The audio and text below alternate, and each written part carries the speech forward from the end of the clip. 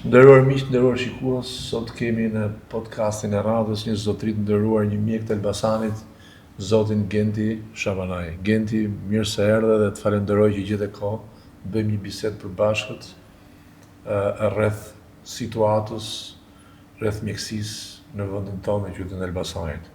Unë kam pasur një përvojë dhe pastaj do ngacmoj juve, kur shkonim në spitalin e Tiranës që me timat i cili u smur me të smundjen e vështirë me kancer, dhe shikoja atje njerëz pafundësisht që prisnin të merren kemion, pra një torturë një kamp përqendrimi për njerëz të cilët kishin një smundje që pak a shumë ose e shumta në 90% e rasteve përfundon në vdekje. Pyetja ime është jo vetëm për këtë rast. Çfarë ndodh me këtë shoqëri e cila nga të huajt përshkruhet si një popull i dashur, mik pritës? Po për të kujdesur për veten është shumë i ashpër. Si e shikon në sytë të punën e mjekësisë? Ma thuaj me fjalët tuaja. Deri diku kjo është e vërtet kjo që thoni juve, sepse edhe ne në punën e përditshme shohim momente të agresivitetit të njerëzve, dhe pakënaqësive. Sigurisht tonë nuk janë të përgjithshme, por ka raste të tilla që edhe pak nuk janë përgjithë vërtetës, por kjo nuk them që nuk varet nga personeli shëndetësor, nuk varet nga mjeku, nuk varet nga infermierit, të cilët bëjnë një punë shumë të kujdesshme. Kjo ndoshta mund të varet edhe nga organizimi i mjekësisë në Shqipëri. Menaxhimi i mjekësisë në Shqipëri. Tani unë jam opozitar, institucional, duke qenë pjesë e partisë. Është bërë më keq mjekësia me ardhjen e rilindjes në pushtet? Se çka qenë, pra unë nuk pretendoj që mjekësia në Shqipëri ka qenë mrekulli. Pra ka shkuar gjatë këtyre 3 mandateve, sepse qeveria në fuqi e propagandon në një mënyrë spektakolare, sikur tu ka ndryshuar gjithçka dhe mjekësia është në ndryshim total, dhe ndodh diçka që të gjithë ato pushtetarët e lartë nuk vinë tek ju, po ikin në Itali, ikin në Vjenë. Klinika private. Pse ndodh kjo? Nuk është pak fyse kjo që i pari shtetit dhe njerëz të rëndësishëm mos të kurohen, ku kurohet gjithë popullsia, dhe ata janë aty për të përfaqësuar popullsinë dhe shkojnë për spitalet më të mira të Europës apo të botës. Pyetja e saktë fare, është përmirësuar apo është përkeqësuar sistemi shëndetësor? Shiko, vitet bëjnë vetë, normalisht sistemi kushtet në përgjithësi vend duke përmirësuar. Kushtet e spitaleve, kushtet e aparaturat e tjera. Po sigurisht ndeten shumë marrë në krahasim me private. Ne këtë duhet të kërkojmë gjithmonë që të bëjmë një konkurrencë me shërbimin spitalor ose dhe ambulator privat, që të afrohemi sa do pak. Në këtë aspekt nuk jemi drejt, ne jemi larg atij shërbimi që bëhen në klinika private. Pra ju thatë që është zhvilluar sepse e futët në termin progresiv kohor dhe jo politik? Do të thotë që është zhvilluar për efektin sepse është zhvilluar koha, zhvillohet teknologjia, politikat janë më të mira se ç'kanë qenë apo më të këqija? Politikat shëndetësore. Unë do të marr një shembull, nëse do të flasim politika. Për shembull, ka rënë shumë roli mjekut familjes. Në qoftë se neve kur kemi filluar punë para 20 vjetësh, spitali nuk ishte mbi ngarkesë, ke shërbimi i urgjencës, ke shërbimi i vizitave ambulatore, ke qoftë ke shtrimet. Tash ngarkesa është mbi ngarkesë. Dhe pse? Dhe kjo është organizimi. Keq organizimi. Keq organizimi sepse duhet dhënë rëndësi mjekut familjes. Çdo gjë fillon nga shërbimi primar që është mjeku familjes dhe këtu ka rënë roli mjekut familjes dhe gjitha vinë te spitali ngarkesa. Këto vjen ngarkesa në spital. Dhe kjo është e vërtetë, ne shohim për ditë që ngarkesa në spital shtohet. Ndërkohë që në popullsia paksohet, ngarkesa në spitale shtohet. Dhe mendoj që kjo është mënyra e organizimit, duke mos i dhënë rolin e duhur mjekut familjes, i cili duhet dhe të stimulohet me mënyra ndryshme, qoftë me pagesë, qoftë me trajnime, që dhe ai të ndihet i zotin e profesionit vet dhe të reflektojë në punën e përditshme. Ne kemi zona që nuk bulohen fare nga mjeku familjes, nuk ka mjek familje, por shkak të mungesës, po dhe ato zona ku ka mjek familje, ato për shkak të aksisë nuk janë në çdo ditë në vendin e punës. Për shembull, vjen nga Tirana në një fshat Elbasani, sigurisht nuk paraqitet për ditë. Dhe këtu fillon problemi. Gent, ka pasur. Jo, patjetër, e bashkë bisedoj, mendimin tënd duhet dëgjoj. Ka pasur në media, ka pasur një gazetar që unë e vlerësoj shumë, ai është shumë shmarr shumë me çështjen e QSUT-s, Osman Stafa, është një gazetar i ri, kurajoz, që janë bërë shumë, është bërë një skandal publik çështja e ilaçeve të kemjas. Nëse e keni dëgjuar në QSUT ku trajtohet kjo. Ka sot mjekësia më shumë buxhet se ç'ka pasur, ka më shumë suport apo ka më shumë skandale? Pa të vënë ty siklet se mund të heqen nga puna këtu. Po fol lirshëm. Jo, skandalet edhe nëse ka, unë them që nuk janë mjekët përgjegjës. Po flas për Jo, dakor, skandale ka, sigurisht që ka, se kjo ishte skandal. Pra kjo është skandal politik. Kjo ishte skandal, por nuk ishte s'ka bën me mjekët. Mjekët ishin pjesë e asaj, po ka bën me organizimin. Organizim. Se drejtuesi sigurisht që duhet ta dinë shumë mirë se ç'do të me medikamentet. Se nuk mund dalë një medikament jashtë spitalit pa dijenin e drejtuesit, pa dijenin e shefave e njerëzve që janë përgjegjës për këtë punë. Gen të folirshëm se do të aktivizojmë në departamentin e shëndetësisë në qendër. Kështu që folirshëm. Edhe mund ta shash pak. Unë po mundon të jem sa më realist. Po me pak për sportivitet. Buxheti sigurisht që është shumë i ulët. Domthonë buxheti nuk mund të mbulojë dot. Unë për sa i përket onkologjikut, kam pasur një bisedë me një mikun tim dhe që ky është i majt, ky personi, dhe unë i thoya që shteti s'ka faj që mungojnë ilaçe onkologjikut, sepse jemi shtet i varfër, jemi shtet shumë dhe s'kemi mundësi. Por tash problemi është që këto duhet ta pranojnë, po se pranojnë. Po ka gjë. Se propaganda s'po ndërpres. Po. Kur më thua që shteti është i varfër, duhet të jetë i varfër edhe për kryeministrin që hypen avionit, siç thot kryetari i partisë me dhom gjumi. Pra dhe ikën të shohin NBA. Pra duhet të jetë edhe tek ai i varfër. Unë nuk them që ai të rrinë këmbë në avion, se s'ri dot. Por ai, pra varfria o prek të gjithë etapat e shoqërisë, gjithë hallkat. Dhe për kryeministrin dhe shokët e tij, ata mund të hypin ku duan dhe në një kosmike dhe tek ilaçet që janë jetike për njerëzit, për fëmijët, për nënat, baballarët, që ka i varfër. Pra unë nuk e pranoj këtë si koncept. Jo, unë është korruptive. Nuk më la të mbaroj, tash dhe duhet pranuar, domosdoshmë si fat. Dhe pastaj njerëzit, ato që janë hallëxhit, ato njerëzit që është në shërbimin e mirë, to arsyetojnë vetë pastaj. Të arsyetimi që u sapo that, ai e bën vetë pastaj, individi. Ai mund thotë shumë mirë, këtu s'pas ilaçe ne jemi të varfër, po pse korrupsioni këtu, kështu korrupsioni këtu ashtu vjedhë kaq shumë. Pastaj e gjykon dhe populli vetë ose e gjykon pacienti. Populli ka përshtypjen nuk ka të gjykon se populli atje po vdes për spitale. Pra ky që sotës ka dalë shumë raste që një pjesë vdiqet për mungesë ilaçes. Po vazhdoj, do të bëj një pyetje që më populli gjykon me votë, nuk gjykon unë besoj që tani këtë herë me 11 maj populli do ta lëri sepse nëse ndodh që ai vazhdon që verisë ne pastaj do hyjmë në një kozmike, kështu që populli me 11 maj dhe ju të nderuar qytetarë të Elbasanit, me 11 maj goditeni pak fort që edhe zoti Shabanait ketë më shumë buxhet për të ndihmuar njerëz dhe shumë zotëri ketë më shumë financa. Shabanai është mjeku pra. Spitali i Shqipërisë, tani unë e di, nuk duhet ju vë, po unë di që nëpër spitale ka edhe patronazhista që unë dikur i kam pasur të fuksa, ose që prap, që thon, ha shkove ti atje, e bane këtë gjë ose bane këtë gjë. Se ne harrum në fillim të podcastit tonë të thonim ça bane e la. Se kjo kështu quhet, ë? Genti e Elbasanit. Ne Elbasanit, po nëse përdorim atë që bane e la, do të dal nami me atë që bane kur themun ça bane e la, ë? Mirë, Genti, pyetje.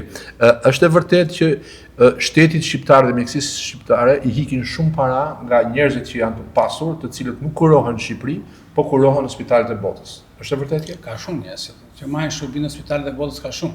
Po nuk është edhe një deficit për ekonominë spitalore, për ekonominë e shëndetësisë së Shqipërisë? Tash ato sigurisht do shkojnë në klinika private. Domethënë shteti nuk e di si të mund të administrojë të lloj leku. Tash duhet gjend mekanizmat për shtat për të problem. Pyetja nr. 2. Beson tek shëndetësia falas, mund të jetë shëndetësia falas? Shëndetësia s'mund të jetë falas. Domethënë kjo është propagandë. Shëndetësia ka ardhur tu ku është tash që ka evoluar kaq shumë, ka shumë pikërisht nëpërmjet paras. Kështu që duhet paguar që të kemi një shërbim më të mirë, më cilësor, më bashkëkohor.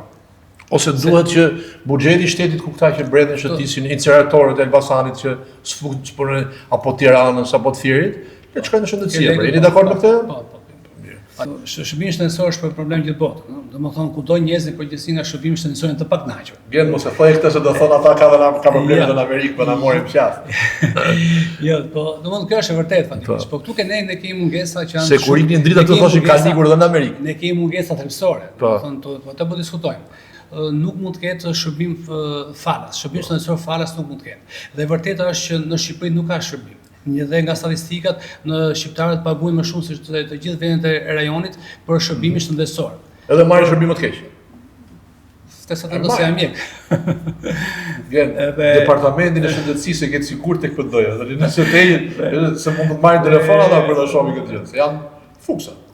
Dhe gjithashtu duhet edhe infrastruktura e spitaleve duhet ndryshu mënimi ku duhet ndryshu edhe kryes mesazh për edhe për juve si politikanë, edhe për gjithë politikanët e arshëm që do vendosin ligjet edhe për shëndetësinë.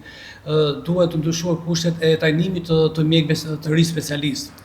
Domthonë unë mendoj që ne nuk i tajnojmë mirë mjekët e ri specialistë. Një pyetje, pa të vënë në siklet. Është përfshirë sistemi ose nuk po them për Elbasanin që nuk duhet të vënë siklet. Se nuk duhet të kept të departamenti shëndetësisë. Përfshihet sistemi spitalor në zgjedhjen e politikë? Bajnë ata në i gjatë kështu tash si tip kështu fuksësh patronazhist. Patjetër, te se mohojnë dot. E bëjnë ata. Dhe gjithmonë personeli shëndetësor është përdorur edhe tepër sot më shumë se kurrë për propagandë dhe për mitingje. Get bravo, e sigurove vendin departamentin shëndetësisë në PD, shpresojmë që të mos të heqin nga puna. Se me këtë gjithë e get garantuar. Unë u tregova realist. Ose do bëj gjëra sikur do të bëj. U tregova realist, nuk është se po janë gjëra që domethënë ekzistojnë dhe s'mund t'i mohoj dot. Gent, të paktën sa kam dëgjuar që emigrimi, largimi i mjekëve është kthyer në një problem shumë serioz në për shembull spitale. Unë kam miq mjek në Tiranë. Edhe kam diskutuar me ata dhe më kanë thënë një pjesë e madhe dhe të infermierëve, të cilët janë aq të rëndësishëm për mbarvajtjen e një pavioni, krye-infermierët zakonisht, krye-infermieria, një pjesë e madhe ka ikur dhe janë drejtuar drejt Gjermanisë. Por bën ky një problem, është një problem serioz emigrimi i mjekëve, i stafit mjekësor, i infermierëve për sistemin aktual shëndetësor.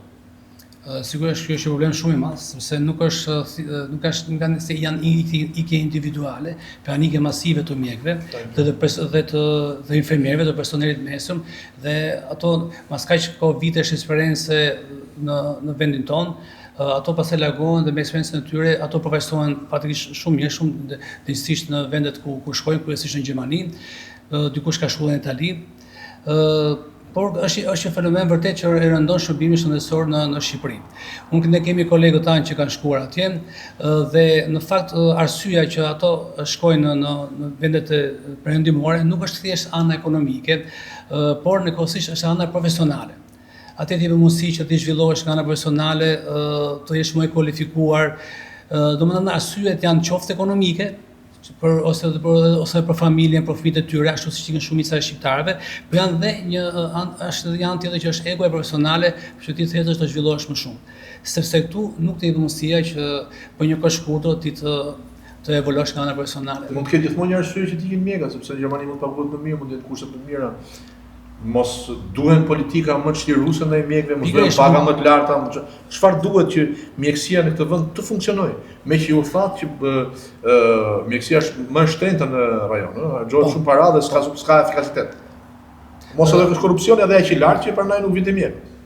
Shiko, unë ja thash në fillim që nuk është thjesht çështja ekonomike për të shkuar. Sigurisht që edhe rritja pagave është sigurisht do ta simuloj mjekun që ai të jetë edhe më i ndërgjegjshëm ose për punën e vet dhe për qëndrimin në Shqipëri, por problemi është ana profesionale. Unë them që do të japi shumë rëndësi specialistëve të ri, ato të trajnohen. Domethënë shteti ka obligim që ato të marrë të trajnohen në vende perëndimore.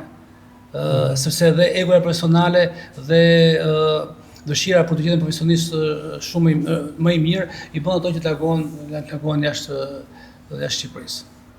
Dhe prapë është përgjegjësia e shtetit, thash nga ana e trajnimeve, e kualifikimeve, që duhet dhe juve, si deputet i arshëm, duhet të mësoni shumë saj që mjekët e ri, specialistë e ri, të trajnohen jashtë dhe të vinë me. Politika nuk duhet të futet në mjeksi, sepse nëse dikush është antar i partisë ose njohës ose mik i dikujt me post të lartë në pushtet dhe bëhet shefi i një klinike apo pavion, nuk e di si janë gradat në mjeksi, kjo shkatërron mjeksin, sepse aty do të jetë më profesionisti. Ka në mjeksi gjëra të tilla, politika është prezente shumë. Tash do ta pranojmë tash sigurisht që është shumë prezente gjithë shefët e shërbimeve, gjithë drejtorët varet nga politika. Unë po thuaj se di këtë gjë, po dua ta dëgjoj nga goja juaj.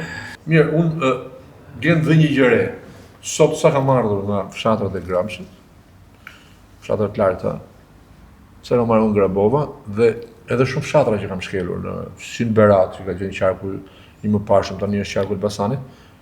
Unë shikoj njerëz me shumë trishtim sepse aty nuk ka asnjë qendër shëndetësore, ose nëse janë si biruca, janë të frikshme, dhe duke vënë në rrugë të këqija, infrastruktura e keqe, një njeri i moshuar apo i ri apo një nënë që do të lindi, atje mund të humbi lehtësisht jetën. Si shikoni këtë? Kjo është e tmashme. Kjo është e vërtetë. Domethënë duke qenë se ne kemi një mungesë mjekëve për shkak të eksodit të madh që ne përmendëm, sigurisht që ka dhe zona që nuk mbulohen me shërbimet e mjekut familjes. Pastaj edhe infrastruktura sigurisht që ndikon shumë largësia nga qendra dhe këto gjëra që ju përmendim janë të vërteta. Gent, falenderoj. Ishte një bisedë simpatike me zotin Shabanaj dhe shpresojmë që edhe ju mjekët e Elbasanit, edhe ju që bani na i gjatë vogël atje që mund përfshihet e votat, mos ta bani këtë gjë, por të jeni për ndryshimin dhe që të ketë një shëndetësi më të mirë dhe një Shqipëri më të mirë. Faleminderit. Faleminderit, shikoni si.